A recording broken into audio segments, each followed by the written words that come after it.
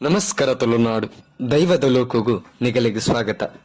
ಇನ್ನಿತ್ತ ಎಡ್ಮನೆ episode ಅಪ್ಪೆ ಸತ್ಯದೇವತೆನ ಬಗ್ಗೆ ತೆರಿಯರೆವುಲ್ಲ. ಸತ್ಯದೇವತೆ ಪನ್ಪಿನ ಶಕ್ತಿ ಮೂಲೊಂಜಿ ವಿಚಿತ್ರವಾಯಿ ನಂಚಿದ ಮಾಯಾ ಪಂದ್ ಪನ್ಪೇರು.